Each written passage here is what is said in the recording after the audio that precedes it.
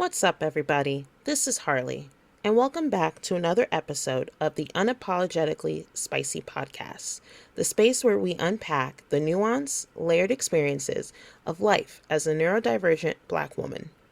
Before we dive in today, I want to let you know that today's episode might be triggering for some listeners.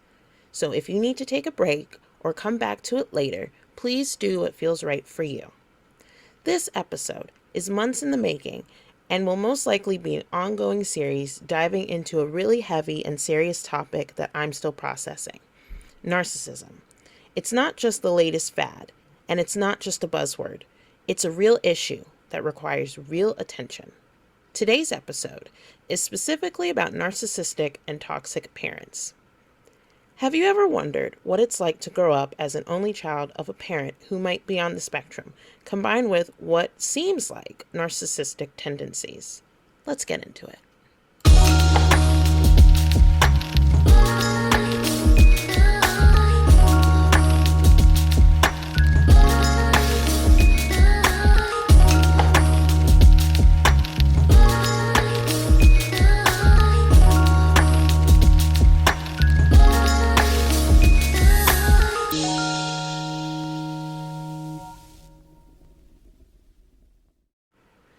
Do you remember when you were younger in elementary school, when your teacher would ask, "Who was your favorite hero?"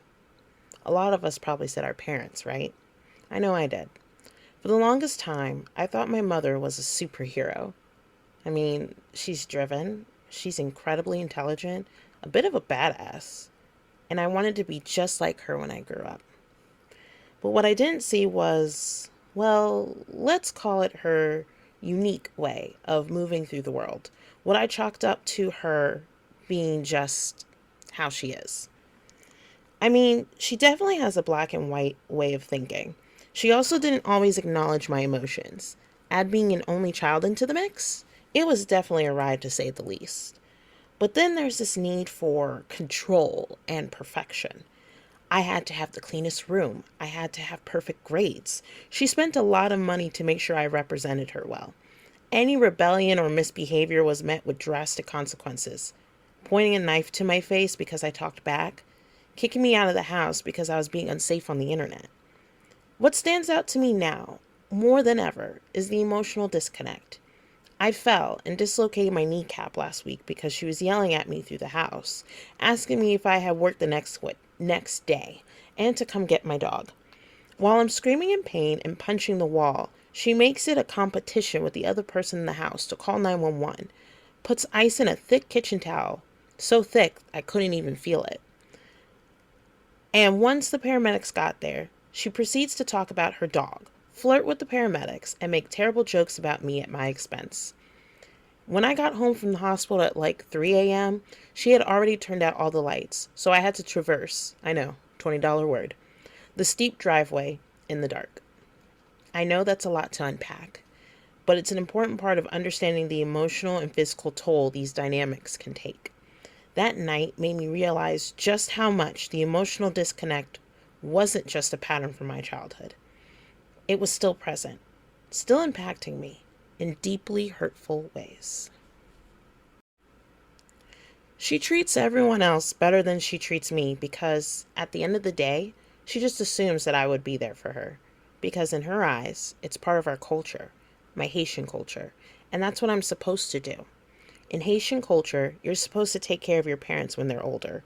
In Haitian culture, your parents are some of the most important people in your life, and you must prioritize them. And yet, she can badmouth and lie about me to relatives, causing them to, quote-unquote, hate me. But it's okay, because I can go pick up her pain medication from the pharmacy. She could indirectly imply what a failure I am, but it's okay, because I will drop everything to pick up relatives from the airport, even though I'm supposed to be recovering from a dislocated kneecap. She can exclude me from family activities while relatives are in town, give me the cold shoulder, and have everyone else do the same. But it's okay, because I'm still going to cook for the family for Thanksgiving. It's not okay. It hurts. And it's not fair. Growing up, her brain seemed wired to focus on flaws before anything else. how oily my face was, how crooked my teeth were, the hairs on my chin and upper lip from my PCOS getting too long and too dark, my posture, my clothes, my hair, how I laugh, how I talk, who I dated, what I wanted to study in college. Everything, from what I wore to how I spent my free time, needed her stamp of approval. If I chose an outfit that didn't match what she thought my sense of style should be, it became a seemingly 20-minute lecture about how appearances matter. If I spent too much time on something she deemed unproductive, like streaming on Twitch and playing video games, because it didn't make me money or it wasn't quote unquote worthwhile, I'd hear about it. And because I was an only child, there was no buffer. It was just me and her, all the time. Every interaction felt magnified, and I became hyper aware of her moods, her tones, and her expectations. It was like walking on a tightrope. One misstep, and I'd fall into a chasm of disappointment or frustration. When my ex-fiance was living with us in her house, while I'm sure he'll never admit it, she did pit us both against each other. She would talk badly about him behind his back to me, and sing his praises to his face. I'm sure she did the same to him about me. And as I got older and started learning more about neurodivergence and narcissism, I began asking myself some hard questions. Could my mom, my superhero badass mom, be on the spectrum? Was her need for control and perfection tied to something deeper, like an anxiety about things feeling just right? Or could it be narcissistic tendencies that made it hard for her to center anyone's needs but her own? One thing I've realized is that these traits aren't necessarily mutually exclusive. People are complex, and my mother is no exception. I don't think she wakes up every day thinking, how can I make my daughter's life harder? But the impact of her actions, whether intentional or not, left me with marks that I'm still trying to process. As a child, and even now, I often felt like I was walking on eggshells. There was this invisible script I had to follow. Don't upset mom, don't fail to meet her expectations, and definitely don't express feelings she might dismiss as overreactions. And yet, her own reactions were unpredictable. Sometimes she was warm and supportive, especially when it came to things she could logically understand. But when it came to emotional vulnerability, it felt like she shut down or deflected. This made it hard for me to express myself because I never knew how she'd respond. And funny enough, even though I hated how she treated me, a lot of the men I dated were reflections of her behavior. They were hot and cold, they were emotionally unavailable, and yet they all saw how awful my mother could be to me. One of my biggest hurdles is the constant feeling of being not enough. No matter how hard I tried, I couldn't seem to meet the ever-changing bar of what my mother considered acceptable. I got straight A's. She'd say, good, but that's expected. I cleaned my room. Well, why didn't you do it sooner? There was little room for emotional celebration or vulnerability, which, as a kid, felt isolating. But looking back, I think her struggles with empathy and connection might have been part of it. And as much as I wanted not to take her parenting style into my future, I could definitely look back and see how some of my mother came out when I was trying to co-parent with my ex-fiance. For context, for those of you who haven't listened to previous episodes or just forgot, I shared that up until April of this year, I was in a long-term, almost 5-year relationship and engagement where I co-parented my ex's son. Reflecting on those years, I've noticed how much of my mom's parenting style unintentionally seeped into my own approach. Sure, I celebrated some of our kiddos' achievements, but I was so depressed from the maltreatment at work, my romantic relationship, and my relationship with my mother. I know I have definitely said, well, that's what he's supposed to do about my ex-stepson. And let's not forget the loneliness. Being an only child in this dynamic meant there were no siblings to share the load or to validate what I was experiencing. I often felt like, and sometimes still feel like, I'm in a fog, unsure if what I was feeling was real or just me being quote unquote too sensitive, a phrase I have often heard. On one hand, my mom's meticulous nature taught me to value structure and responsibility, but on the other, there were times when her control was just plain old suffocating. So, how do you survive, and dare I say thrive, when you grow up in this kind of environment? For me, it's been a journey of unlearning and relearning. First, therapy. I know, Harley always talks about therapy in her podcasts, but I can't stress enough how much therapy has helped me untangle the web of my childhood. It gave me a space to validate my feelings and recognize that I wasn't imagining the challenges I face. It gave me a space and opportunity to do a lot of introspection. I had to start the process of unlearning the idea that my worth was tied to performance or external validation. Secondly, my friends. The people who are starting to become my chosen family. They had a big hand in helping me realize and see that what I was experiencing, it's not normal. It's not okay. They are helping me heal a heart, a spirit, and a soul that they never broke. And for that, I'm forever grateful to them. Third, boundaries. For a long time, I didn't even know what boundaries were, let alone how to set them. But learning to say, no, that doesn't work for me, or I need space, has been a game changer. And it's a skill that didn't, and still doesn't, come easy when you've been raised to prioritize someone else's needs over your own. For example, I've started saying no to last minute requests when I'm already overwhelmed or I've already made plans and shared them with her, to which she often conveniently forgets. It's hard maintaining this boundary, but it's helped me prioritize my well-being. The only thing now is working on the guilt I feel about saying no.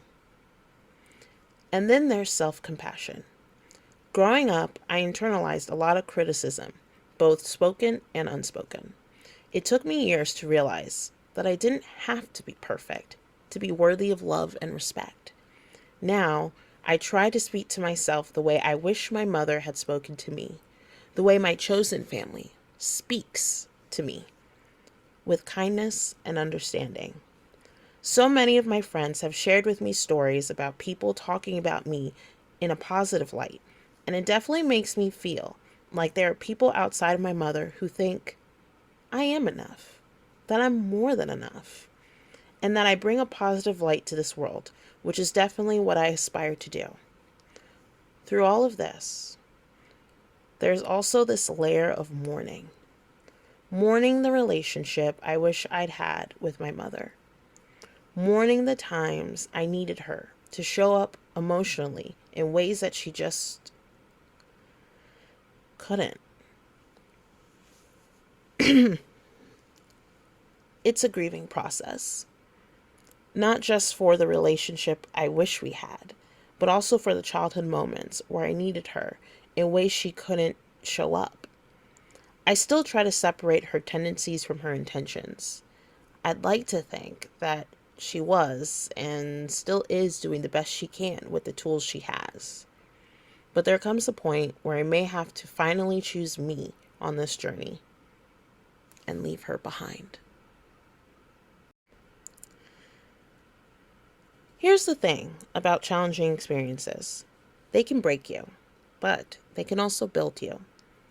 Growing up in this environment taught me how to be resourceful. I learned how to anticipate needs, adapt to different situations, and read people like a book.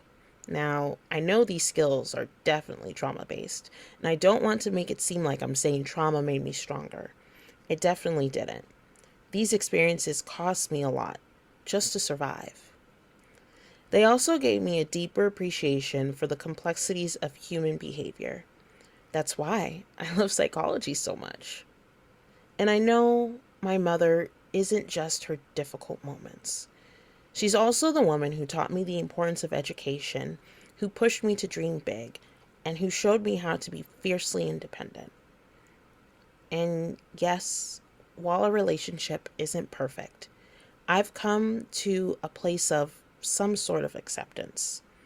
I could try to love her while acknowledging the harm she has and continues to cause. I do appreciate her strengths, but I have to continue working on setting boundaries to protect myself. If you're navigating a similar relationship, here are some things I want you to know. Number 1, it's okay to name your experience. You're not betraying your parent by acknowledging the impacts they've had on you. You could still try to love and appreciate your parent despite this. Number 2, healing isn't linear. Some days you'll feel at peace, and other days the weight of it all might hit you like a ton of bricks. And that's okay. Just remember to practice self-care and compassion through it all. Number 3, you're not alone. There's a whole community of people who have been through similar experiences, and sharing your story can be incredibly empowering. And finally, remember this. You are not defined by your parents' shortcomings. You have the power to break cycles, to heal, and to create a life that feels authentic to you. And if you suspect your parent might be neurodivergent, remember that understanding isn't about excusing. It's about giving context. It's about finding ways to reconcile their limitations with your own need for growth and healing.